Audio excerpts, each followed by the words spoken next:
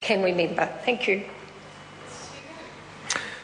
I call the Honourable Member Julianne Genter. Tēnā koe, Mr Speaker. Tēnā koe. E te whare. Thank you very much. I rise to speak on the second reading of the National War Memorial Park Pukeahu Empowering Bill, which I did not have the pleasure of following through Select Committee.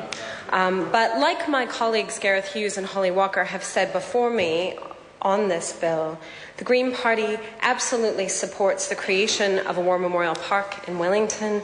We honour our fallen soldiers. We honour the memory of their service.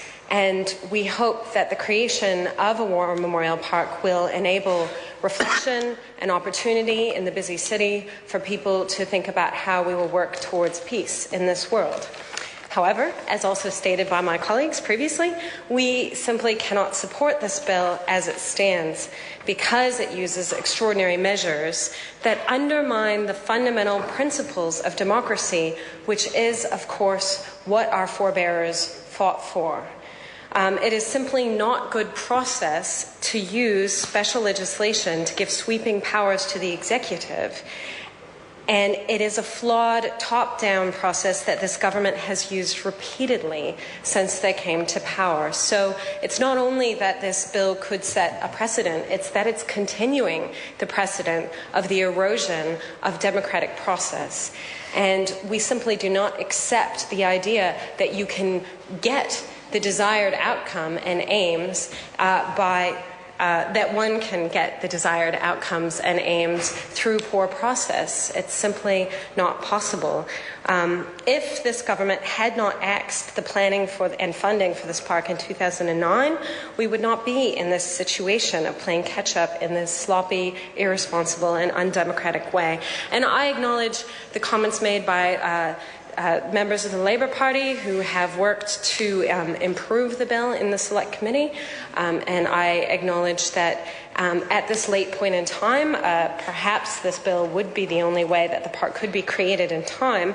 However, to answer the questions previously raised by Mr. Ian Lees-Galloway, I think it's safe to say that if the Green Party held the balance of power, we never would have seen the park abandoned. We never would have seen such a poor solution as an urban motorway plowed through Wellington as the bypass, which does nothing to solve the traffic problems of Wellington, but did desecrate our war memorial, which was already existing in the heart of this city.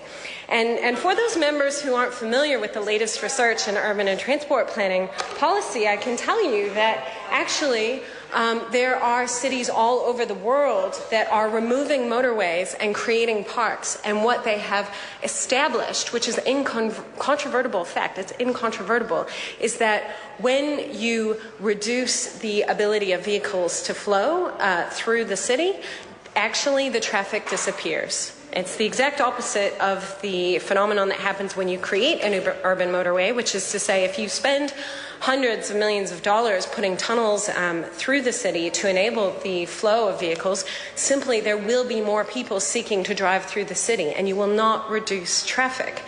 But if you take a more creative, if one takes a more creative, low-cost approach, which is being taken in many cities across the world, it is entirely possible to get better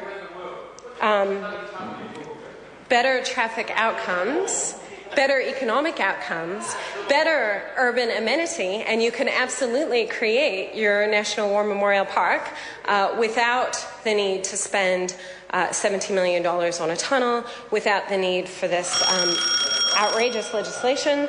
And to answer the question of Mr. Mallard, the cities that I'm referring to include Seoul, South Korea, New York City, Paris, Portland, Oregon, cities of absolutely comparable size to Wellington and Auckland, and the principles of transport planning actually are identical no matter where you are, so where one is. So there's just there isn't the need for this legislation as it stands, although the Green Party does support the need for a beautiful War Memorial Park in the heart of Wellington. Thank you, Mr. Speaker. I call the Honourable Member Michael